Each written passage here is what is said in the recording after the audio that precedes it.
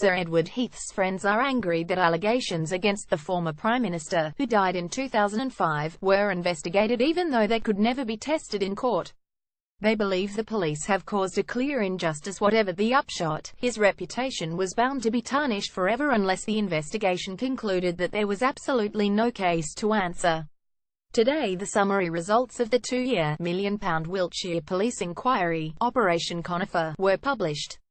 Of more than 100 allegations investigated, 7 remained that would have meant interview under caution about allegations of rape and sexual assault, were it not obviously impossible 12 years after Heath's death. On the heels of disastrous investigations of other public figures, including the former Home Secretary Sir Leon Brittan and the former Defence Chief Lord Bramall, this case may have dealt a blow to the credibility of the whole fight against child sexual abuse. Yet there is a good defence of the decision to investigate, and it must be heard. It rests on the Human Rights Act, which exists to protect individuals in their dealings with official power. The Supreme Court is due to rule whether the police are always obliged to investigate allegations of serious crime. After the appeal court upheld the argument that the greater the power of the agency of the state, the stronger the duty to investigate allegations made against it. So the police investigation into allegations against Edward Heath was not a futile attempt to bring a dead man to justice, but an important exercise in upholding the right of the citizen. This may be scant comfort to Heath's friends, but it is an important principle. The bad feeling surrounding the Wiltshire inquiry has come dangerously close to wrecking even the slight progress made towards understanding the extent and trying to mitigate the damage of decades of institutional child sex abuse. The decision to launch, from outside the Salisbury house where Heath had lived and died, an appeal for victims of the former Conservative politician to come forward, has rightly been condemned.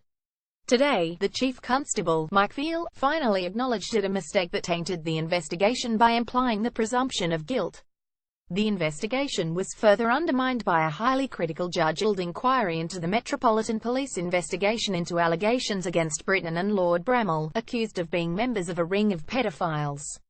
The judge concluded that the claims were entirely unfounded, and that the police had made a terrible misjudgment in pursuing them. This is the nightmare that is at the heart of their huge attempt to learn the lessons of institutional child sex abuse. On the one hand, there are many hundreds of people whose lives have been disfigured, and often worse, by the childhood experience of abuse, denial and cover-up. There are also abusers who have never been brought to justice. On the other, there are familiar faces who have been accused but were entirely innocent. Add to this trust-sapping mix the difficulty of finding credible witnesses among survivors who are often left vulnerable by their childhood experience, and the persistent charge that there has been some kind of establishment cover-up, and it is indeed a poisonous stew. Wiltshire has pursued its investigations with care. It ought to mark the start of the real work. The prize, a system that has the widest public confidence in its ability to protect children and punish abusers, is worth fighting for.